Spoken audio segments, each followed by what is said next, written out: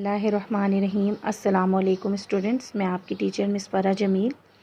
Students 8 class میں آپ 9 class کی اسلامیات کی بک پڑھیں گے، جس کے 3 حصے ہیں۔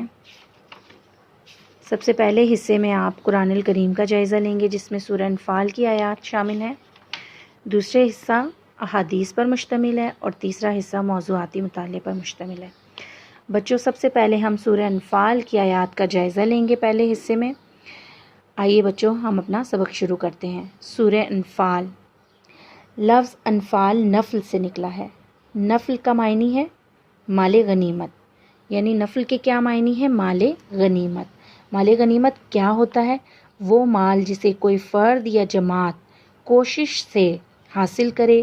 لغت کے اعتبار سے اگر دیکھا جائے تو اسے وہ مال کہا جاتا ہے، یعنی شریعت کے لحاظ سے اگر دیکھا جائے تو مال غنیمت اس مال کو کہتے ہیں جو مسلمان کافروں سے جنگ لڑ کر اور قوت و غلبہ سے حاصل کرتے ہیں۔ یعنی مسلمان جب فتح حاصل کرتے ہیں کسی جنگ میں، تو جو مال مشرکین کا یا کفار کا رہ جاتا ہے وہ مال مال غنیمت کہلاتا ہے، اور اس میں مسلمانوں کا پورا حق ہوتا ہے۔ بچوں، جب بھی کوئی صورت نازل ہوتی ہے تو اس کے پیچھے کچھ حالات و واقعات ہوتے ہیں۔ کوئی آیت نازل ہوتی ہے تو اللہ تعالیٰ صحابہ اکرام کو کسی چیز کا حکم دیتے ہیں۔ اسی طرح سورہ انفال بھی نازل ہوئی، اس کے پیچھے بھی کچھ حالات و واقعات تھے۔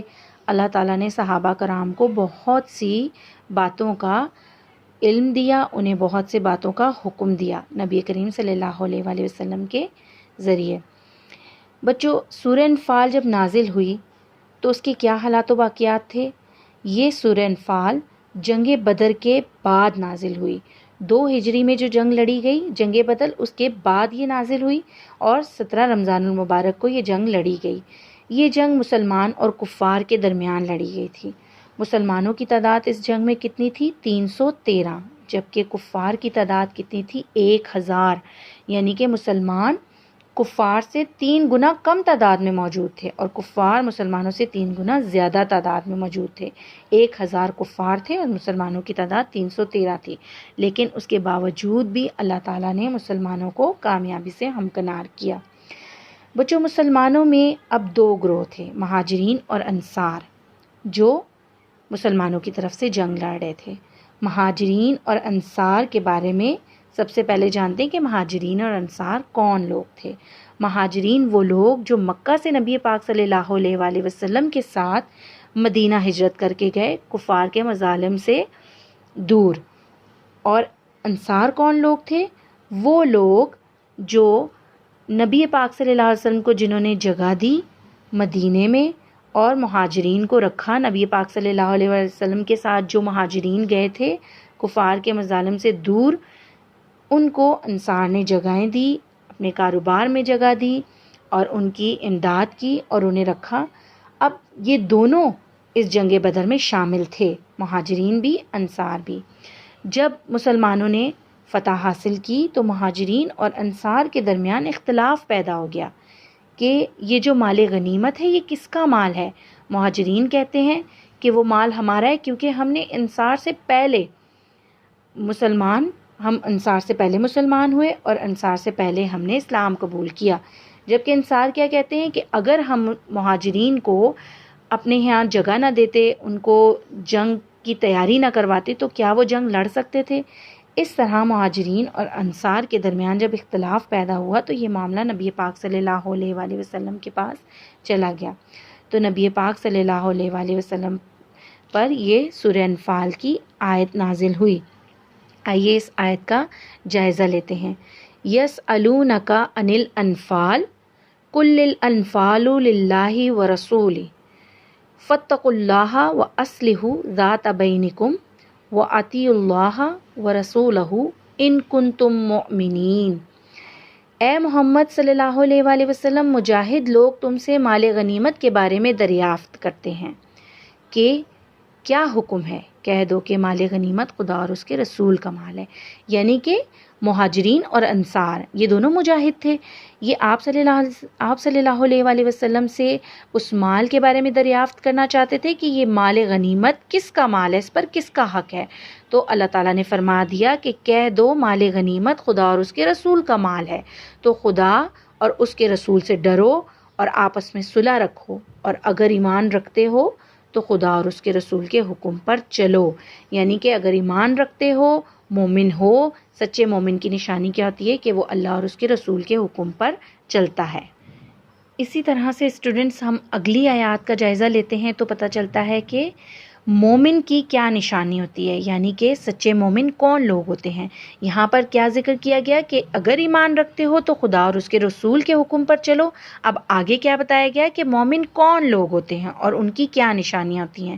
انما المؤمنون الذین اذا ذکر اللہ وجلت قلوبہم واذا تلیت علیہم آیاتہ زادتہم ایمانا وعلی ربہم یتوکلون. کیا کہا گیا؟ مومن تو وہ ہیں کہ جو خدا کا ذکر جب ان کے سامنے کیا جاتا ہے تو ان کے دل ڈر جاتے ہیں، اور جب انہیں اس کی آیتیں پڑھ کر سنائی جاتی ہیں تو ان کا ایمان اور بڑھ جاتا ہے اور وہ اپنے پروردگار پر بھروسہ رکھتے ہیں. اسٹوڈنٹس آگے کیا کہا گیا؟ الذین یقیمون الصلاۃ ومما رزقناہم ینفقون اولئک ھم المؤمنون حقا لہم درجات عند ربہم ومغفرۃ ورزق کریم. یعنی کیا کہا گیا کہ اور وہ اپنے پروردگار پر بھروسہ رکھتے ہیں اور جو نماز پڑھتے ہیں اور جو مال ہم نے ان کو دیا اس میں سے نیک کاموں میں خرچ کرتے ہیں، یہی سچے مومن ہیں. ان کے لیے پروردگار کے ہاں بڑے درجے اور بخشش کی روزی ہے. تو اسٹوڈنٹس کیا کہا گیا کہ یہاں پر اس سے پہلے کیا کہا گیا تھا کہ ایمان رکھتے ہو تو خدا اور اس کے رسول پر حکم، اس کے رسول کے حکم پر چلو. یعنی کہ یہ ان مجاہدین کو کہا گیا، مہاجرین اور انصار کو، کہ جو مال غنیمت کے بارے میں دریافت کرنا چاہتے تھے، کہ کہا گیا کہ اگر اللہ پر اور اس کے رسول کے حکم پر چلتے ہو تو ایمان رکھتے ہو تو وہ مومن ہوتے ہیں، وہ سچے مومن ہیں. اور ان سچے مومنین کی کیا صفات ہیں؟ یہاں پر ان سچے مومنین کی صفات بیان کی گئی ہیں.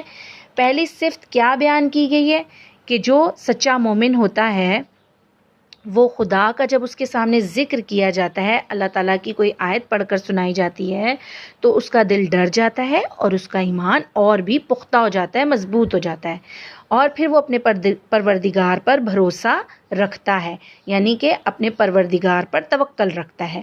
اور وہ جو سچا مومن ہوتا ہے وہ نماز قائم کرتا ہے اور اس میں کسی قسم کی بھی کوتاہی نہیں برتتا، اور اللہ کی طرف سے جو بھی مال اللہ تعالیٰ اسے عطا کرتا ہے اسے وہ اللہ کے دیے ہوئے مال کو نیک کاموں میں خرچ کرتا ہے. یہی وہ سچے مومن ہیں. اب ان کے لیے اللہ تعالیٰ نے درجات بھی بلند فرما دیے، یعنی کہ ان کے لیے اللہ تعالیٰ نے کیا آگے مغفرت کی روزی اور بخشش، عزت کی روزی اور ان کے درجات کو بلند فرمایا ہے. یعنی اللہ تعالیٰ نے ان کے لیے آگے کیا درجات رکھے ہیں کہ اللہ تعالیٰ ان کو بخش دیں گے اور ان کو عزت کی روزی دیں گے اور ان کے درجات کو بلند کریں گے.